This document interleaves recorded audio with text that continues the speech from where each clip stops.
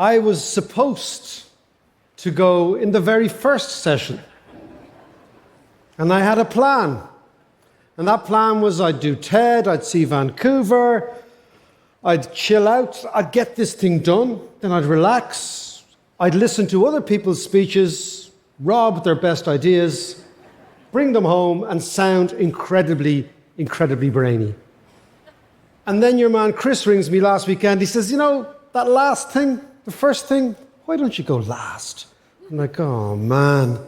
And it brought to mind the words of that great American philosopher, Mike Tyson,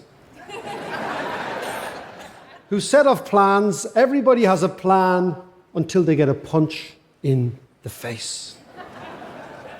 And of course, you know, doing the last gig at TED, it's not about the pressure. That's not the problem. The pressure isn't the problem. The problem is the sobriety. But the speeches have been amazing, right? And if I could kind of encapsulate them all, it's really been about, as far as I can see, the pace of change and what that's doing to us demographically, politically, socially, economically. Extraordinary stuff. And I'd now like to quote from a great liberal, a Democrat, a friend of TED, Vladimir Lenin, who said of change and crises that there are decades when nothing happens, and there are weeks when decades happen. And we're living through those weeks. You get that feeling. And it's really difficult to know where to start to think about these. How do you analyze this stuff? Now, if I was an American economist, or a Canadian economist, or, God forbid, an English economist, actually the nice thing is they're not good at economics anymore. It's so beautiful, isn't it? Praise the Lord, praise the Lord. But I'd come here armed with the tools of my trade. You know, the graphs and the charts and the maths and all that good stuff. But I'm an Irish economist, so I'm only going to come here armed with some lines and some verses of poetry. Yeah. Because, thank you very much, the poets in the corner were a small minority. No, but perfectly formed. Now, I want to talk to you about a poem that was written in 1919 called The Second Coming by W.B. Yeats, our national poet. And the fascinating thing about crisis, so 1919, 100 odd years ago, the fascinating thing about crisis is that every generation feels that their crisis is the big one. We're kind of narcissistic about it, right? But every generation experiences crisis. Every generation, our parents, our grandparents, they all did. How we deal with the crisis is the definitive issue for our generation.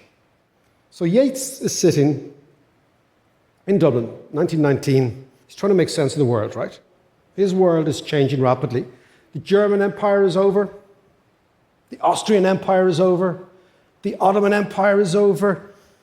Ireland has declared a war of independence against Britain, which if you were a betting man, you wouldn't really give us, not our side, you wouldn't have given us good odds. And Yeats is trying to figure out not just what is happening, but what is likely to happen. And he writes these words, and just listen to them, and imagine they were written now. The Second Coming. Turning and turning in the widening gyre, the falcon cannot hear the falconer. Things fall apart, the centre cannot hold. Mere anarchy is loosed on the world, a blood-dimmed tide is loosed, and everywhere the procession of innocence is drowned. The best lack all conviction, the worst are full of passionate intensity. Just let those words lie. Things fall apart. The best people lack conviction. The worst are full of passionate intensity. Now, this is Yeats writing 100 years ago. And the historical rhythm and repetition is clear, I think, to all of us. But what really interests me as an economist is the contrast between what Yeats, the poet, was saying back then and what all the economists, the people who were employed to think about the future, were saying. So Yeats said, the centre will not hold. 3 years after he wrote this, 3 years, 3 to 4 years, Mussolini was in power in Italy. Stalin was on the ascendancy in the Soviet Union. And a little small, unprepossessing man with a moustache called Adolf Hitler had just orchestrated a putsch in Munich. Yeats was right. Yeats was right. Now, what were all the economists saying back then? The people who were paid to think about the future. They were all saying, oh, don't worry, we'll go back to the gold standard. Not all, the vast majority. We will go back to the gold standard. We'll trade again. Germany will pay all its reparations. And the First World War will have been the war to end all wars. How wrong could they be? So what's always bugged me is, why did the poet get things so right at a tipping point and the economists get things so wrong? And I believe it is because the poet, the artist, the musician, these types of people give themselves at a tipping point the permission to think unconventionally. They see the world differently. Do we value the unconventional thinker? Do we? And maybe the best way to answer that question is to go all the way back to school, to the place we begin to learn. Now just bring yourselves back to your school days. Remember yourself at 13. Just remember the person you were. I remember the classroom. I remember the teachers. I remember the building. I remember the break. I remember everything. I remember the sports day. I remember the whole thing. In fact, there's a gang of 5 of us who've hung around since we were in school. And those 5 lads I was in school with spent the entire of our school years looking out the window. They just didn't get it. They just didn't get school at all. And they've gone on to have incredibly successful lives in their own individual ways. But their intelligence, their form of intelligence, was not recognized. And as we get older, we realize the world is full of various different intelligences. But back at school, we only really recognized one type of intelligence. And that was like the little kid who could come in, big wide-eyed kid, right?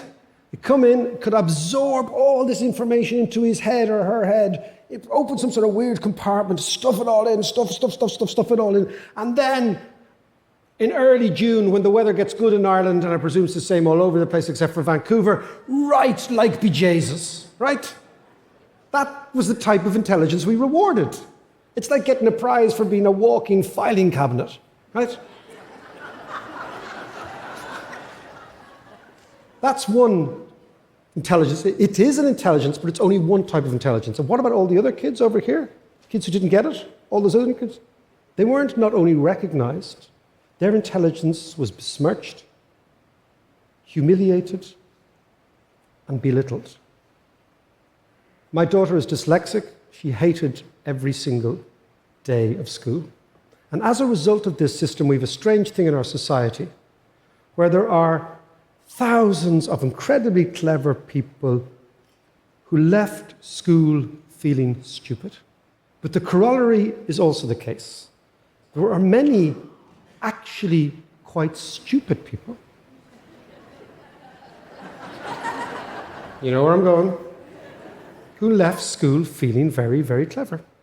And those kids, when they were really good kids, they used to get the best marks in school. In Ireland, we'd have a little star over them, right? And of course, the teacher told them they were clever, and the priest or the nuns told them they were clever, and of course, their mammy told them they were clever, right? If you want to get a sense of an Irish mammy is the sort of mother that makes an American soccer mom look unambitious. I know, I have one, right? I am the son of a retired school teacher.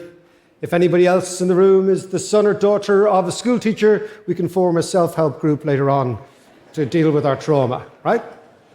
But those sort of kids, they do extremely, extremely well in school, then they do very, very well in college, And then they get on to, because they do very, very well, they get on to the graduate trainee programs, and they join the big banks, and they join the big firms, and they join insurance companies, they join the consultancies, and they're on the fast track.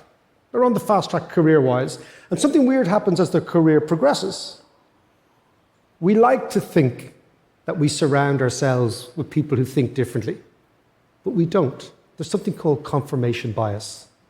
We actually surround ourselves with people who confirm our biases. And how this works in institutions is the following. We end up employing people who think like us, right? And like if you imagine an interview process, so the person goes into the interview and there's a clever person over here and there's a clever person over here. No, you're clever. Oh, gee, no, you're clever. You're amazing. Oh, you got that grade. Oh my God, you went to that university. Oh my God, you're clever. No, you're clever. That's amazing. I read that paper you wrote. You're clever. You're clever. Amazing. Just feck it. Just have the job. So the interview becomes, by the way, I said feck there, not the other word. Feck is a sort of a linguistic version of a white lie, okay? It's used at home. Now, what actually happens is the interview process just becomes like a Tinder for people who can do algebra, okay? And so they all go into the institution, and then what you get groupthink, because everyone's thinking the same way. And of course, because these people have always been the clever kids with the right answer, they define themselves, so I'm the person with the right answer.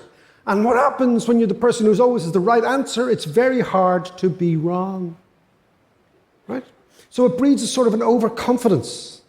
And we know that overconfidence and overconfident people can really overestimate their competences at critical moments.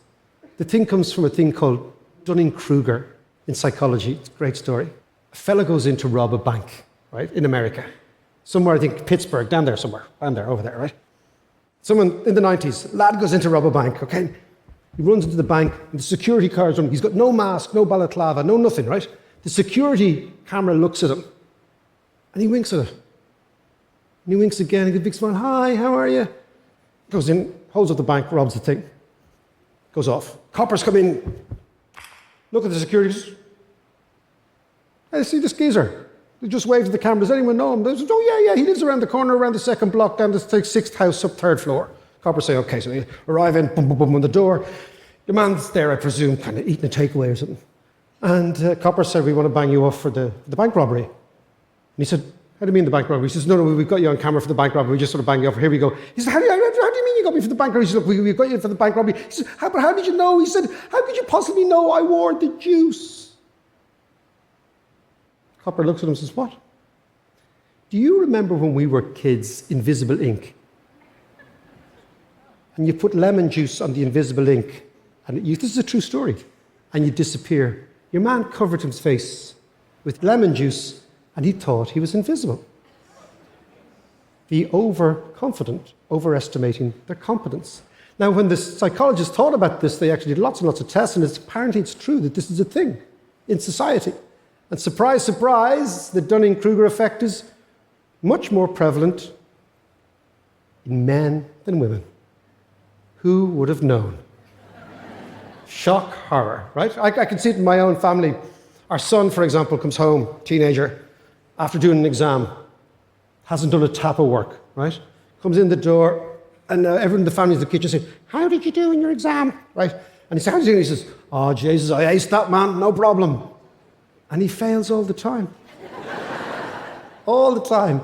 So you see these things, and that again happens. And of course, how this happens in institutions is you get very overconfident people, very intelligent, can't make mistakes. And we saw that in the 2008 financial crisis. 2008, the biggest financial crisis the world has ever seen. And the vast majority of economists in the Fed, the Bank of England, and the European Central Bank, and Wall Street missed the whole thing. In fact, the Queen of England went to the LSE about 2 or 3 months after the crash, and she said, if you chaps were so clever, how come none of you saw this coming? And she was right. Because they all were wearing the juice. The economics juice. Right? Now, J.K. Galbraith, very famous Canadian economist, Well, Galbraith said something fascinating about the conventional person. He said, when faced with the choice between changing his mind and finding the proof not to do so, the conventional man always gets busy looking for the proof. And that's when we make big mistakes at these critical moments. Leonard Cohen, the Canadian poet, put it differently, the same idea. Cohen said, there is a crack in everything, and that is how the light gets in. And what Cohen was saying to us was, look for the cracks. Look into the cracks. That's where we'll see the big picture. So let's just leave Canadian poet, go back to an Irish poet. The words of the second coming again, our world right now. Turning and turning in the widening gyre, the falcon cannot hear the falconer. Things fall apart, the centre cannot hold. Mere anarchy is loosed on the world, a blood-dimmed tide is loosed, and everywhere the procession of innocence is drowned. And why, says Yeats? Because the best lack all conviction, and the worst are full of passionate intensity. Now apply that to our world. And if you at this tipping point say, it's not my problem. I lack all conviction, right? I go and watch baseball or Rounders or whatever that game is you guys watch, right? But if you lack all conviction, what actually happens is the worst people in our society, with their passionate intensity, their certitude, their simple ideas, they will win the day at this tipping point. And they will win the day because the best people back away from their responsibility. And what Yeats was also saying about the best people was the following. He was saying, mandate the best. The poets, the artists, the musicians, because they are the people who see the possibilities. They see the possibilities because they see the world from a different angle. They have to be part of the solution. So my idea that I think is worth spreading is the following. If you want to understand the world a little bit more clearly, listen less to my tribe, the economists, and listen more to Yeats's tribe, the poets. Thank you very much. Thank you. Thank you. Thank you very much.